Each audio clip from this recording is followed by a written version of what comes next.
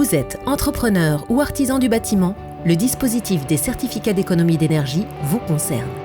C'est un dispositif instauré par l'État qui a pour objectif d'inciter vos clients, quels que soient leurs revenus, à réaliser des travaux de rénovation énergétique. Plus d'une centaine de travaux sont concernés en résidentiel comme en tertiaire. L'incitation correspond le plus souvent à une prime en euros dont le montant peut être important. Pour en faire bénéficier vos clients, vous devrez respecter des critères de performance pour les équipements ou les matériaux et être qualifié RGE pour la plupart des travaux en résidentiel. Proposer une prime C2E à vos clients est un avantage concurrentiel pour votre entreprise et un levier pour remporter de nouvelles affaires. Mais d'où provient cette aide ? Les fournisseurs et distributeurs d'énergie, que l'on appelle les obligés, sont contraints de prouver qu'ils incitent les maîtres d'ouvrage à réaliser des économies d'énergie. Pour éviter de payer de lourdes amendes, les obligés proposent des primes à vos clients, soit en leur versant directement les primes, soit par votre intermédiaire. Alors, comment tirer profit des C2E en tant qu'entreprise de bâtiment ? Deux possibilités se présentent à vous. Soit en faire la promotion et laisser le client se charger de la demande auprès de l'obligé de son choix, soit en étant intermédiaire et en accompagnant votre client dans l'élaboration de son dossier. Pour cela, vous devrez être partenaire d'un ou plusieurs obligés.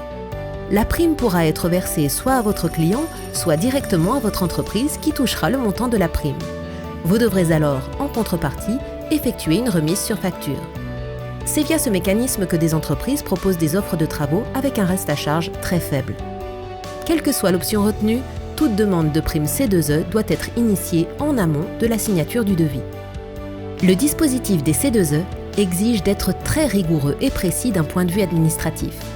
Des précautions sont à prendre dans les documents à remplir pour éviter des refus de dossier ou des pertes de temps dans leur traitement. Il existe deux types de primes C2E. Les primes classiques, dont le montant est fixé librement par les obligés et peut varier significativement d'un obligé à l'autre et fluctuer dans le temps.